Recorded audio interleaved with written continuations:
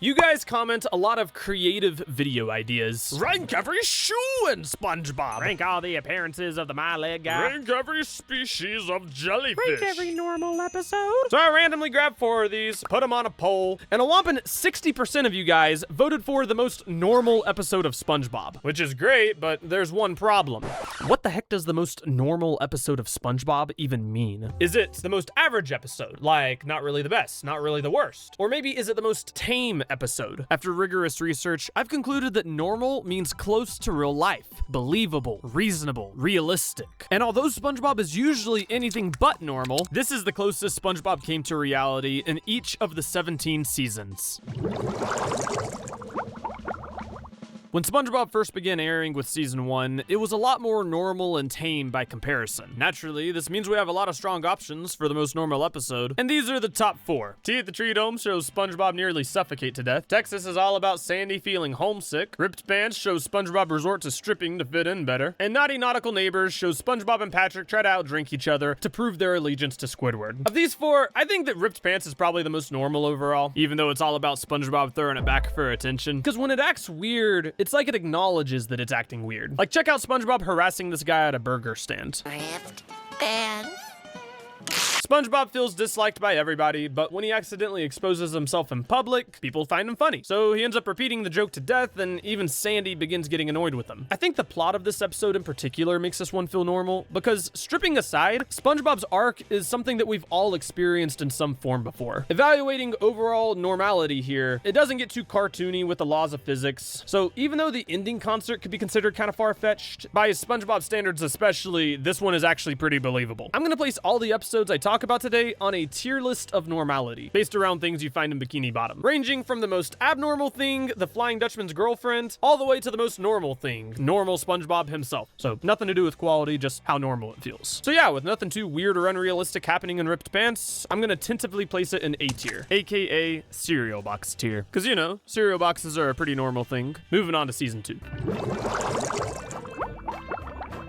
Season 2 is noticeably more extreme than Season 1, but still calm enough that all 4 of these episodes you see right here feel pretty believable with only nitpick exceptions. And of the 4, I think Squid's Day Off takes the vanilla cake since it has what is quite possibly the most believable premise in the entire series. Krabs gets injured, so Squidward is put in charge of the Krusty Krab. The moment Krabs is out the door though, Squidward immediately promotes SpongeBob to having to do everything just so he can relax at home. Everybody talking about how relatable Squidward is, but he is a bad employee. Thing is, he may be lazy, but he's not stupid. He knows SpongeBob well enough to know that if he leaves him in charge of the Krusty Krab, he's gonna manage to burn the whole building down or something. Because let's face it, he's no manager, he's a kidager. So Squidward gets all hyper paranoid instead of just relaxing and runs back and forth to the Krusty Krab to check up on him. Yeah, so far, still pretty normal. And by the way, Squidward runs to or from the Krusty Krab a whomping 20 times that we could see. And since according to Krusty Towers, the Krusty Krab is 400 yards away, we can conclude that Squidward ran in the ballpark of 4.5 miles. Which may not sound like a ton, but then you realize that Squidward is only 8 inches tall. So what 4.5 miles is to a 6-foot adult is more like 40.5 miles to Squidward. But back to the episode. What helps us one normality-wise is the fact that virtually everything that's not normal that happens in this episode happens in Squidward's imagination. So honestly, the most actually weird thing that happens in this episode is when Squidward goes running around town butt naked. The truth will be revealed! But even then, everybody reacts to it like you'd imagine people would in real life. So ironically, it looks weirder on paper than in execution. I mean, the 4 reactions we see are this kid being amused, his mom shouting and covering his eyes, Patrick cheering Squidward on, and Mr. Krabs grieving in silence. Pretty accurate overall. Looking at our normality tier list, Mr. Krabs' arms falling off and Squidward streaking make it feel a little less normal than the last. So I'm gonna place it in Baby Patrick tier.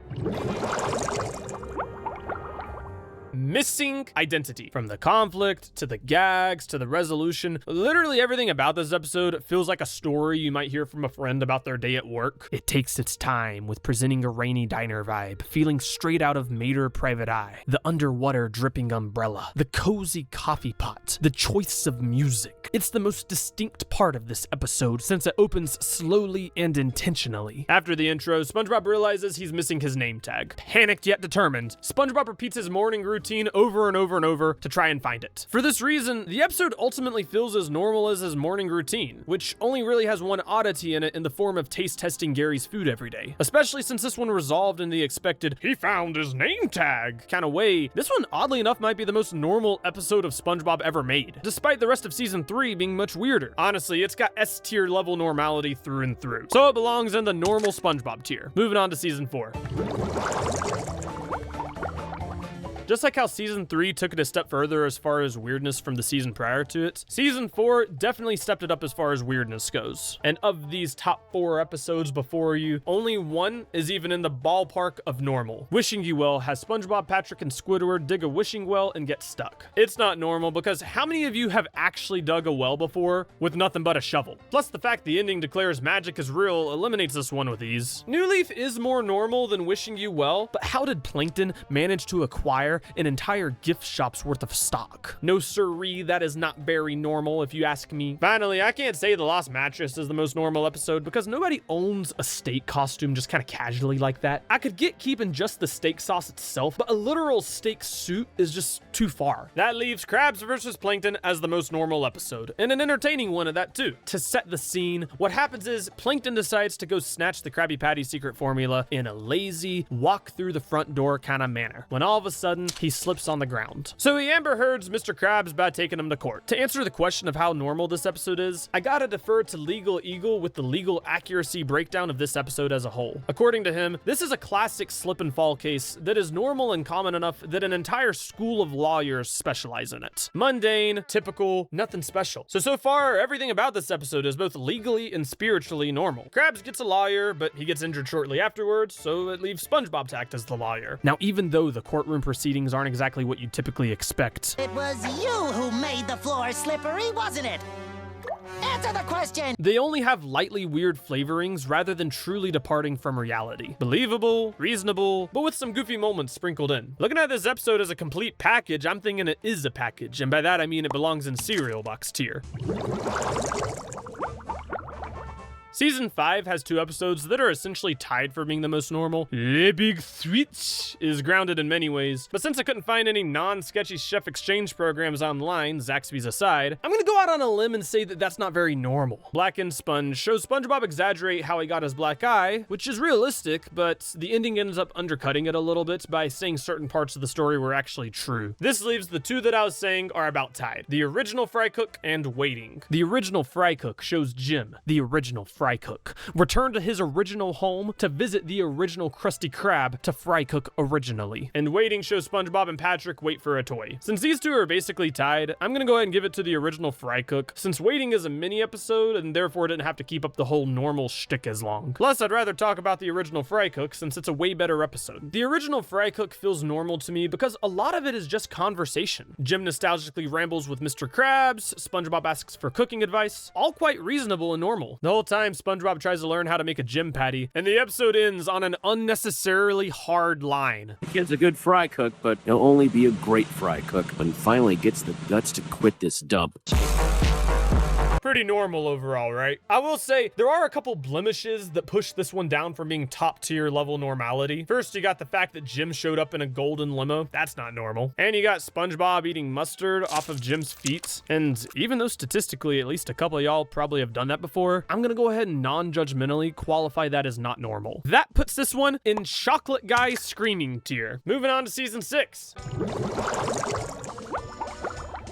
Season 6's top 4 most normal episodes include House Fancy, Not Normal, The Krabby Chronicle, and To SquarePants or Not to SquarePants. If I'm keeping it real though, this one's really just between House Fancy and the Elephant in the Room episode, Not Normal. I think everyone assumes Not Normal is gonna be the most normal one because the word normal literally appears in the title. It is not. Because plot-wise, SpongeBob tries to become a normal guy by plugging his holes. We see oddities like him and Patrick sliding down a public road in their underwear, Squidward transforming into a balloon animal looking thing, this animation occurring. I Ironically, this episode claiming to have the most normal scenes left me utterly shocked and disappointed. Now, House Fancy, by contrast, is much more grounded and believable. It starts with Squilliam flexing his zesty taste in housing on TV, making Squidward call the program and claim that his house is even fancier. We only really have 3 things about this episode that jump out to me as odd. First, Squilliam's elevator. I thought to myself, there's no way in Neptune's blue ocean that one of these things actually exist. But after digging around a little bit, what do you know? They exist. I guess if Mike Tyson can have an exotic pet like a pigeon, Squilliam can get himself a whirlpool bath elevator. Honestly, good research on Team SpongeBob. I brought some soap. Odd thing number 2. We got this 134-foot long sculpture made entirely out of gilded doorknobs. To just put into perspective how insanely huge that is, that's over 4,084 centimeters. The Statue of Liberty is only 17 feet bigger at 151 feet from base to torch. But the question we're trying to ask today is it reasonably possible? For an eccentric rich guy, I mean, absolutely yes. Estimating that each foot averages around 70 gilded doorknobs thick, the rough total number of gilded doorknobs needed would be around 9,400. Now, if each gilded doorknob costs around 50 bucks, that would make the total structure cost around $470,000 or $500,000 if you want to add in $30K for labor. Which, don't get me wrong, $500,000 is a ton of money to us peasants in the world. But you know that website where it lets you spend Elon Musk's net worth? Elon Musk could buy 1,300,000 gilded doorknob unibrow sculptures if he so wanted to. So I mean, I think Squilliam is totally going to be rich enough to afford just one. Oh, and about the third weird thing in this episode, you got this dying toilet lamenting the fact that Patrick took a dump in it. No way around that one. That one's just kind of weird. House Fancy is one of my favorite season 6 episodes, and it gets so overhated just because of one little scene where Squidward gets his toenails done. Ridiculous. I absolutely love this episode and think it belongs in cereal box.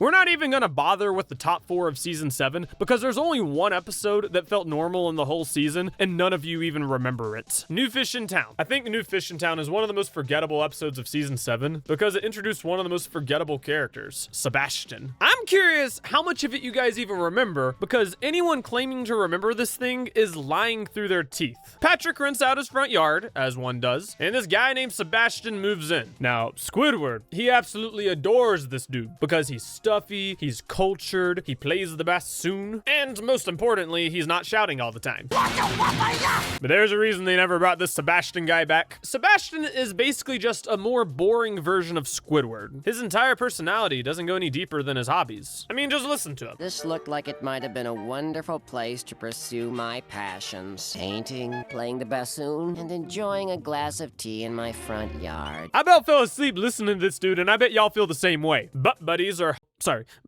hard to come by, especially those who share the same interests as you. So Squidward thinks that he's finally found the perfect neighbor in Sebastian. So when Sebastian reveals he can't stand bubble blowers or jellyfishers, Squidward spends the entire episode just trying to keep him from finding out SpongeBob and Patrick live right next door. He builds a wall, he zips their mouths shut, and he even bulldozes their houses off a cliff. Now you'd think the whole bulldozing the houses off the cliff thing would disqualify this one from being considered the most normal one in the season. But you gotta bear in mind that the other episodes at this point have been going kind of crazy. I think since New Fish in Town is surprisingly grounded by season 7 standards, it's one of our more believable entries. I'm kind of torn on where to put this one, because you can make a case for it being S-tier level normality since it has the most normal character in all of SpongeBob, but it had fire in the intro and bulldozing houses off a cliff isn't exactly the most normal thing in the world, so I'm thinking A-tier for a forgettable piece of SpongeBob media, aka cereal box tier. For those of you claiming it isn't forgettable, his name was Howard, not Sebastian. Moving on, going on. Season 8, here we go.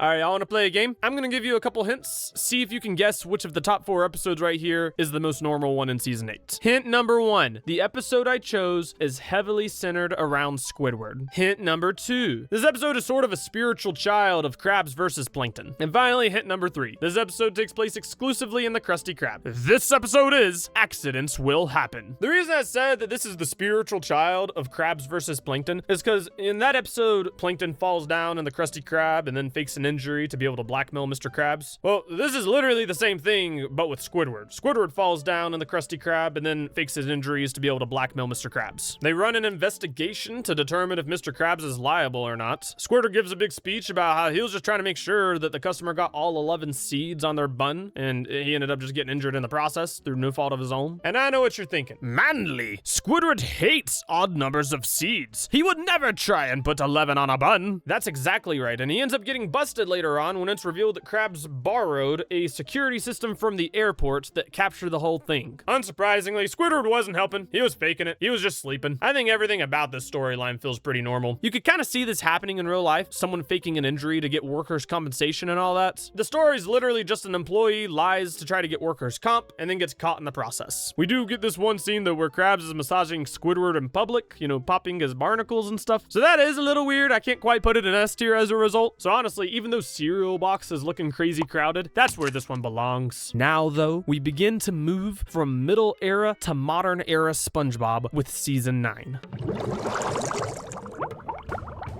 The reason I bring up the concept of SpongeBob eras is that we got a humongous line on season 9 since it began in 2012 and didn't finish until 2017. Naturally, tons happened during that time. We got a new movie released, we got a new screen size. I mean, it was enough time so that we got both the original Last of Us and one of its many remasters. Looking back, 2012 was thought to be the end of the world according to the Mexican calendar, so honestly, Team SpongeBob may have just been chilling, given they thought the world was ending. As for the most normal episode, it boils down to two main choices, Little Yellow Book and Squid Defense. With Little Yellow Book being a shade more cartoonishly exaggerative, I'm gonna go ahead and give it to Squid Defense. I want you to notice just how sharp the survival instincts of Squidward are. Naturally, the most logical decision you can make when being tailed by a big buff guy is to waltz on down the nearest dark alleyway. He hollers out to the dude, but he doesn't answer, so Squidward does a bunch of karate training with Sandy to be prepared in case the guy attacks him. He then returns to the side of the non-crime and beats the snot out of this guy who's unnamed but we'll call Sebastian. Okay, jokes aside, we can't really call him Sebastian because I already did that bit earlier in season 7, but he doesn't have a name as far as the SpongeBob Wikipedia says. So like, what would we call him? I actually don't know what we would nickname him. I'm thinking Greg. Let's just call him Greg. We learned that this Greg guy is apparently just a little hard of hearing and that he never wanted to actually mug Squidward. Okay, so Squidward gets arrested and the episode ends. This one is normal in the sense that it couldn't be weird since nothing even happened. We get the threatening intro, then the whole episode is just Squidward training with Sandy, and then we get the confrontation outro. That's it. So little was done in this episode that the one new character they added didn't even get a name. That's absurd! You can make a case that this episode does feel contrived, but it's hard to say that it's unrealistic. Honestly, guy mistakes a stranger for threats and then overreacts feels like a pretty common sitcom setup. And virtually everything they did here could have been done in live action without anyone batting an eye. Ultimately, the entire plot is built around a believable misunderstanding, so I think we finally got another entry in the normal SpongeBob tier. Like a couple of the earlier seasons, I'm convinced that season 10 only has one episode that isn't absolutely bonkers. Plankton gets the boot. Story-wise, Plankton calls Karen fat, so Karen kicks him out. He apologizes, but to no avail. No, I'm sorry for everything I said. Accept your apology. I wasn't talking. So he moves in with SpongeBob, who tries to help him get back with Karen. They decide to dress up some to practice, and Plankton, who's admittedly pretty desperate at this point, decides to flirt with SpongeBob. Okay, I feel uncomfortable. But he ends up winning Karen back and the episode ends. I think this episode looks quite normal on the surface since there's no fire underwater and the plot is quite tame, but the characters often act in a way that you wouldn't expect them to. For example, why is Plankton asking Mr. Krabs if he can crash at his place to use the bathroom? Same thing in the ending with when Plankton asks SpongeBob for help with being a better person. Or how Karen was oblivious to the fact that Plankton was just trying to make her jealous. You could argue it's less that this episode isn't normal and more that it's just bad character writing, because if you look at the way they act, rather than behaving like they have any semblance of how a real person would, the script is just bending them to act as needed, more so than any normal SpongeBob episode does. I think beyond the odd characterization, the only other weird things are the fake doors and the dressing up sequence. And at its core, this episode is basically just a couple has an argument and tries to reconcile afterwards. So I think that overall, between the normal plots but the very weird characterization, this one belongs in Baby Patrick tier. Mate, season 11 is wacky. Like season 10, of these top 4 you see right here, only one even makes sense to choose as the most normal. The Checkup. Somehow, the most normal episode of season 11 has a scene where Squidward inks in a cup. The premise is simple. Mr. Krabs is for some reason terrified of getting a checkup, despite having served in the Navy, run a pirate crew, battled the undead, and dealt with SpongeBob for 27 years. And SpongeBob and Squidward decide to take things into their own hands to keep the BBLBB from shutting the Krusty Krab down. They, of course, instead just go around and beat up Mr. Krabs. They break his shell, shock his body, freeze him in place, and manage to make Cars 3 look pretty by comparison. To cover up what they've done, they get Larry to occupy the nurse's time. Disguised as Mr. Krabs, he puts on an impeccable performance. My name is Mr. Krabs, and I love money. It's pretty convincing, right? I mean, they're both red and have pants. It's cool he was able to persuade the nurse, but it's a little odd that when we cut to the scene, he was putting on his clothes. I don't really know what to do with that information. So the Krusty Krab gets to keep on serving burgers, and then that's the end of the episode. We got quite goofy with how the laws of physics are working in this episode, so honestly, I'm thinking tier-wise, this might be our first entry in the Creature from the Krusty Krab PS2 game tier. For those of you who haven't played it, trust me, that game was pretty wild. I mean, if you did this stuff to a real crab, he would either go to crab heaven or hell. Plus, the plot kind of insists upon itself, because be honest, how many of you guys working at a restaurant were forced to ink in a cup while on duty? En passant, checkmate. The top 4 normal episodes of season 12 are Senior Discount, Breakin, Jolly Lodgers, and SpongeBob's Bad Habit. Of the 4, Breakin and Senior Discount seem the most normal in my expert opinion, with Breakin taking the edge. I mean, it's so normal, its plot has happened 1,000,004 times in SpongeBob. Krabs needs SpongeBob to take a break, but he don't wanna. So Krabs grabs his trusty sledgehammer or mallet-looking thing and whacks a hole in the wall to reveal the long-hidden employee break room. Right off the bat, we lose some normality points here, y'all, because this break room just kind of spawned in magically. And the fact that soon afterwards, we straight up see fire underwater tanks the normal rating even further. That said, I would wager that many of you would still see this episode as normal despite everything going on in the room, but objects are dancing left and right despite being inanimate, dance lights are popping into existence without explanation, and overall, this one has very little rhyme or reason as to what's going on, despite how simple it looks on paper. Still the most normal episode in the season, but it belongs in Chocolate Guy Screaming tier. Season 13 of SpongeBob feels like it decided to pull a lot from older cartoons as far as the animation goes. Overall, I think that Squidward's Sick Days is the most normal episode just because of how grounded the plot is. This episode feels very similar to Squid's Day Off, since this one is also just about Squidward trying and failing to enjoy a day off of work. He's painting, baking strudels, relaxing around the house, all while desperately trying to keep Mr. Krabs from finding out that he's actually faking ill. But honestly, who hasn't faked it before, right? I don't even really blame him. Anyways, though, this is all short-lived because Mr. Krabs realizes that what Squidward truly needs is some medical attention from Dr. SpongeBob. Now, surprisingly, most of what SpongeBob does is actually physically possible. Not something a real doctor would do, but I mean, it's at least physically possible. But then he starts doing crazy stuff like raking the leaves out of Squidward's lungs, shocking him repeatedly, and swaddling him in tiny little clothes. So yeah, the normality ranking just absolutely tanks. At first I was thinking Chocolate Guy Screaming tier, but the leaves in the lungs thing was honestly pretty abnormal. So I think this one belongs in Creature from the Krusty Krab game tier. Moving on to season 14.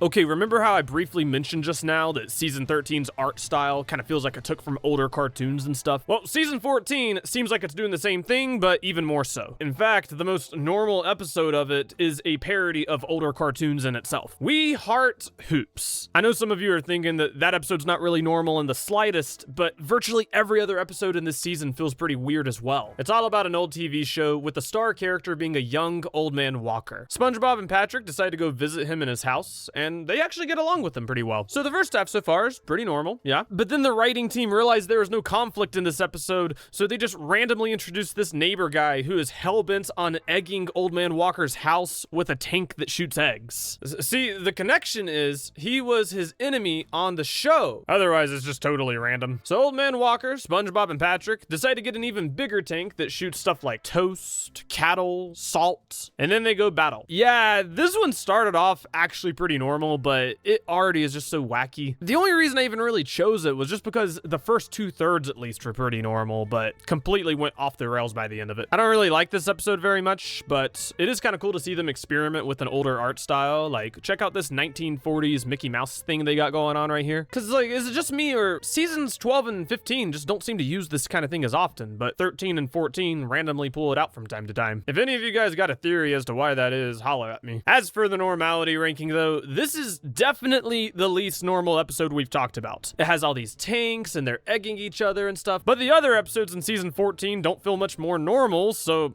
it's the most normal of the season either way, so it makes the list. But we got our first entry in The Flying Dutchman's Girlfriend.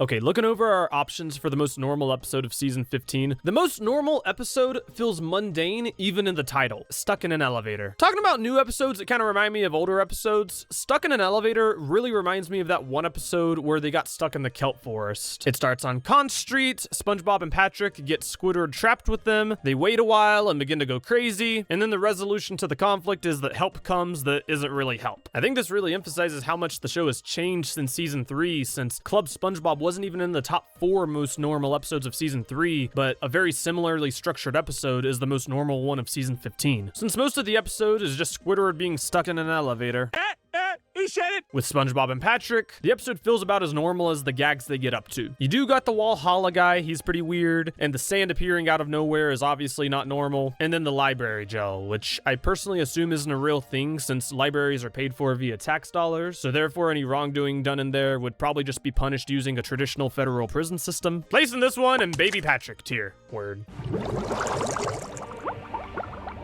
All right, y'all. We are now at what is currently the final fully released season of SpongeBob, season 16. It's been a journey into normality looking over the series, and I think it's been interesting to see how much the show has evolved. Anyways, the most normal episode of season 16 is still pretty wacky, but like Stuck in an Elevator, the plot is actually pretty straightforward. The episode is named Happy Krabby Birthday. Mr. Krabs is having a birthday, but says he doesn't want any presents, but SpongeBob decides to get him one anyways. Squidward decides to help out, since SpongeBob insists that he'll say the gift is from both of them, and Squidward doesn't want to take the risk in case SpongeBob gets something too dangerous or bad. So they spend the episode trying to find a good gift. First, they go to the pet store. Now, while it isn't really normal for a pet store to have a whole section labeled dangerous pets, I don't think it can really count as abnormal since many pets in real life are objectively quite dangerous in certain contexts. This is my pet tiger. And then they go to the sentimental department, which has a weird name but isn't really weird in concept, before finally deciding to just go to Mr. Krabs' house and try to find some clues as to what he would like. If you zoom out, honestly, the weirdest thing about this episode is how Squidward is acting. He consistently acts more SpongeBob than SpongeBob.